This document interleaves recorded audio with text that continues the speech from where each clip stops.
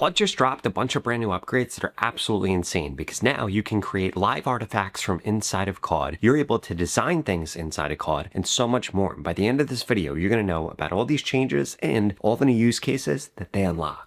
Now, that first update we needed to talk to is now from inside of Cowork, Claude can now build live artifacts. So these are going to be dashboards or trackers that are connected to apps or connected to files. You could open them up at any time and it's going to refresh with that new data. And then we can see right here, everything you build is now saved to the live artifacts tab with version history. You can come back tomorrow or next month from any session and pick up where you left off. And we can see this is now available for all paid plans. And this is kind of what this is going to look like right here. So in order to actually do this, what we're going to do is we're going to open up Claude right here, and I simply came over here and actually asked this, can we build a live artifact? And I really like the answer that it gave me, and I think this is actually great learning for this video. So we see that a live artifact is going to be an HTML page that persists in your Cowork sidebar and can pull fresh data from connectors each time you open them. Here's how we actually build one. One, we need to decide what the artifact is going to actually look at and what it's going to keep. So there should be something that we're going to reopen, like a tracker, dashboard, or a recurring report with one-off visuals belonging in the chat. In addition to that, it will actually pull from a connector, for example, goes through and lists some of the ones that I have, like Slack, vidIQ, and it's going to call that connector once the chat is actually open with a small payload, and it's going to look at the response, and then it's actually going to shape it. So basically, an MCP wrapper often renames things, so we want to build out a parser around that so that we can actually observe and not guess.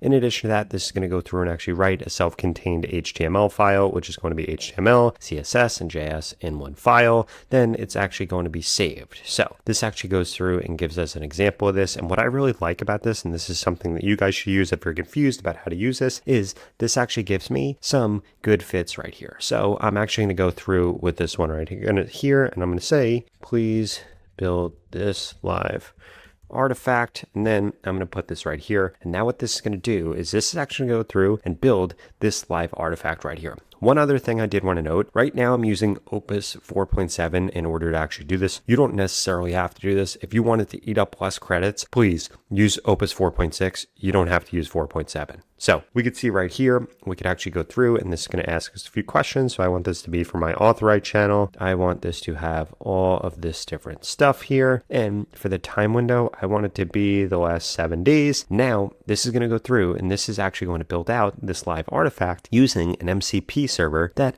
I have set up here. And this is pretty cool because this is basically going to allow you to build out these dashboards for anything that you want. You could do it for Go High Level. You could do it for Stripe. You could do it for Shopify. You could build out any custom dashboard that you want now inside of Cowork with any connector that you have. And now we can see that this is now going through. It got all of the data that it needed. It got the shape that it needed. And now it's actually building out this artifact. And we could see that it's now going through and it's doing this using Cowork right here. Again, you don't have to use Opus 4.7 to do this if you don't want to eat up all your credits. I personally am, just because I didn't even notice it was on when I started recording this. And now we can see that this actually goes through, and this shows that this artifact is going to have access to these connectors without approval. And we're going to click on create right here. And now this is actually going to go through, and this is going to build all of this with that vidIQ data, which is pretty awesome that it's able to do that. And I'm actually incredibly surprised at how quickly this actually just went through and did this. So we could see that this is pretty much done right here. We could see exactly what this looks like. It looks like it is having a little bit of trouble actually pulling in my thumbnails right here, but we could still see that this is pretty cool. This gives us the page right here, gives us the subscribers, total views, how many videos I've uploaded, gives me all these different updates, gives me these. And if I actually click on any of these, it will open up that YouTube video. In addition to that, I see recent uploads. I see this right here, and this actually goes through and gives me all of this different data. Now, I am going to try to go back and forth with this. So I'm going to say,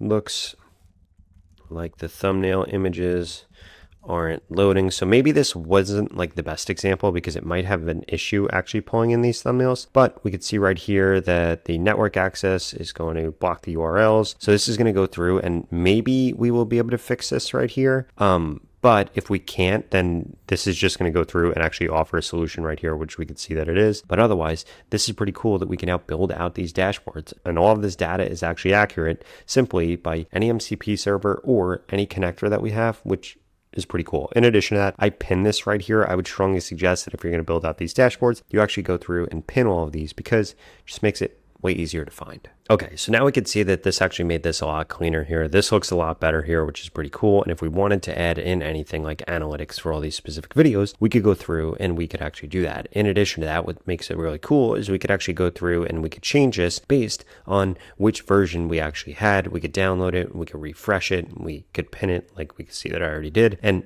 I really love this new feature now. And if you want, let me know in the comments below what you're going to build with this. Now, before I get into the rest of the changes and updates that I wanted to share with you, I wanted to remind you to smash that subscribe button if you want to stay up to date on the latest and greatest changes in AI. I upload videos like this every single day, and you won't want to miss them. Now, the next new feature I wanted to show you is actually going to be Claude Design. So now when we come inside of Claude right here, we're going to see design on the left-hand side right here. If we click on this, this is going to allow us to build out pretty much anything that we want. So we could see right here that we could use this to build out prototypes. We could build a wireframe. We could build something that's high fidelity. In addition to that, we could build out slide decks. We could actually build from templates, like we can make an animation, or we could build other things. Now, I actually already built something out with this. I made this slide deck right here, and essentially what I did was I asked this to go through and I said, I want to create a slideshow that depicts what the 1929 Great Depression was like. It should be 5 slides long. I wanted to really depict / showcase what it was like with the most important statistics. And we could see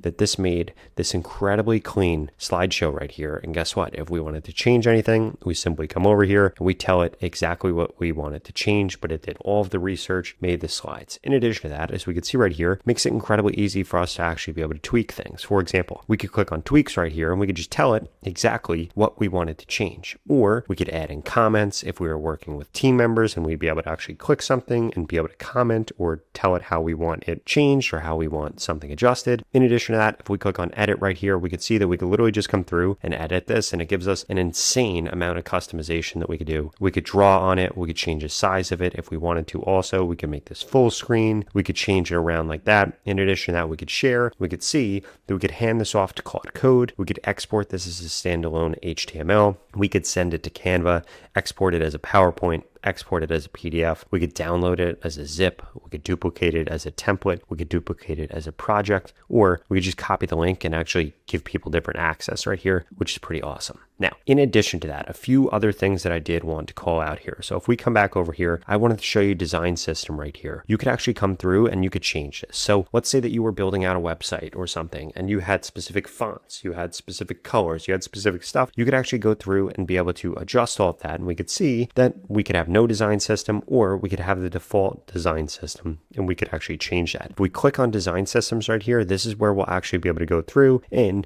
we can open this and we could adjust this. So we could see that we could add in a company name, we could add in a blurb, we could add in a link to a code on GitHub, link code from computer, we could upload a file, we could add fonts, logos, assets, and give this any other notes. Now, few other things that I did want to show you right here are different examples of stuff. So we could see right here that we could actually add effects into text using this right here.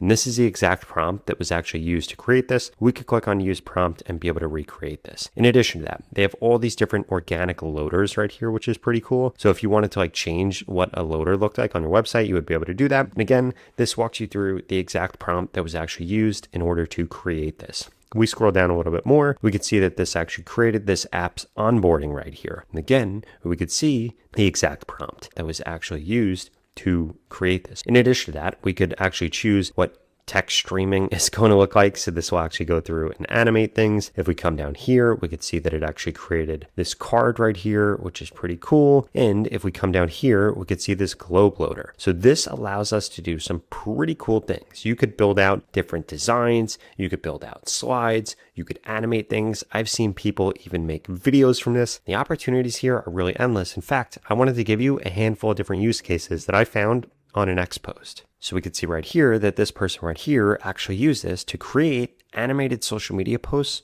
which is pretty awesome. In addition to that, you could actually use this to create a full product launch video in just 7 prompts by going through and animating things and creating a video from it.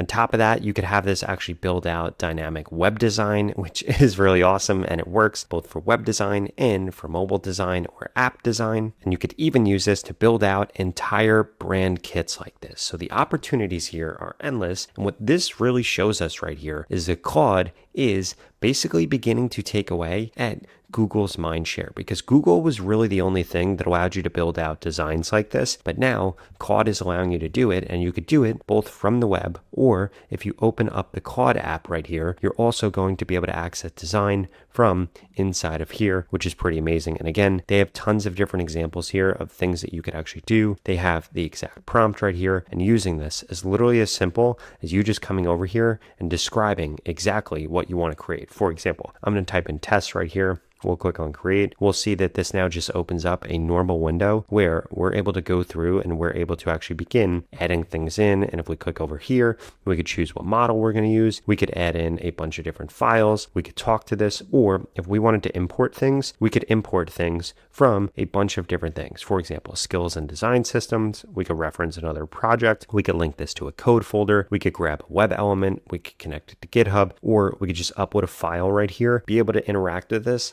however we want, which is pretty cool. Now, if you enjoyed this video and you want to learn more about what else you could do with Claude, I would strongly suggest you check out this video right here that walks you through a bunch of other use cases that are going to blow your mind. I'll see you over there.